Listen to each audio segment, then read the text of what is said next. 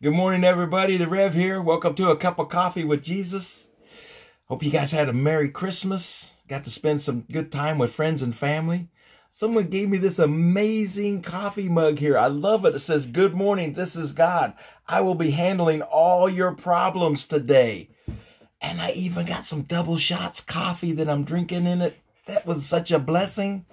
Man, that was just such a blessing.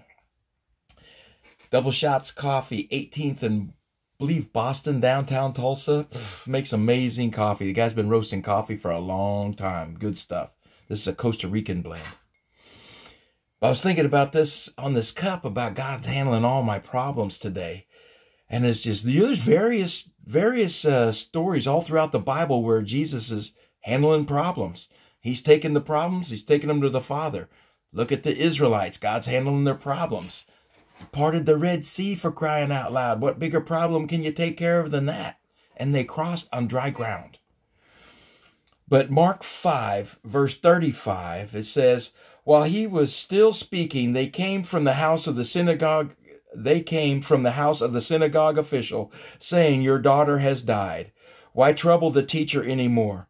But Jesus, overhearing what was being spoken to the synagogue official, 'Do not be afraid any longer, only believe.' And he allowed no one to accompany him except Peter and James and John, the brother of James. They came to the house of the synagogue official, and they saw the commotion of people loudly weeping and wailing, and entered in, and he said to them, 'Why make a commotion and weep? The child has not died, but is asleep.' They began laughing at him, but putting them all out, he took along the child's father and mother and his own companions, and he entered into the room where the child was. Taking the child by the hand, he said to her, 'Talitha cum,' which translated means, 'Little girl, I say to you, get up.' Immediately the girl got up and began to walk. For she was 12 years old, and immediately they were completely astounded." See, in that story, he first set the stage when he said, "You stop worrying. Don't be afraid any longer. Fear is not going to overcome you, but you do not be afraid and only believe." And then he said, "I don't need the whole entire synagogue going with me." He said, "I need a chosen few that are going to really go in prayer with me."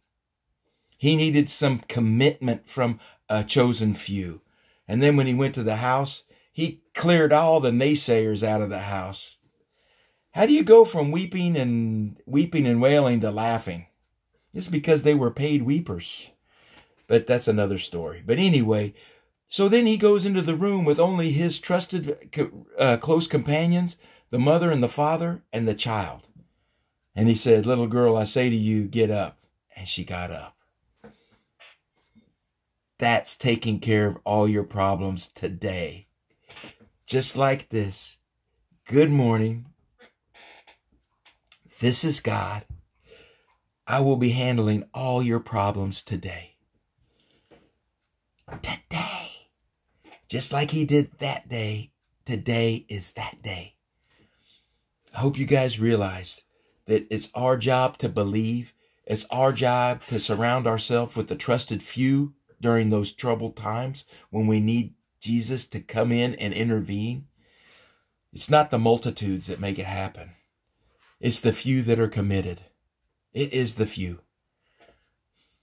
Jesus gave this beautiful example when he said, "I didn't need the whole church to come. I just needed a trusted few that were going to step in and believe, and there would not be doubt." It's a beautiful picture.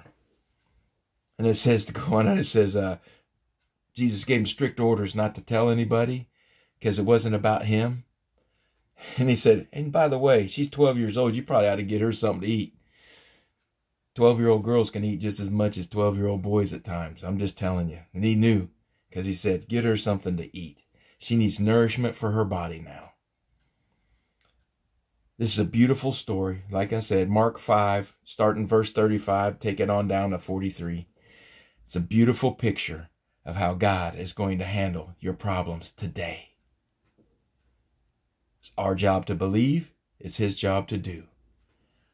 So basically, you've heard me talk about rolling the stones. So basically, in this story, he said, the stones you can roll is you stand here and believe, and you stand here with my trusted few and believe, and do not doubt, and do not be afraid.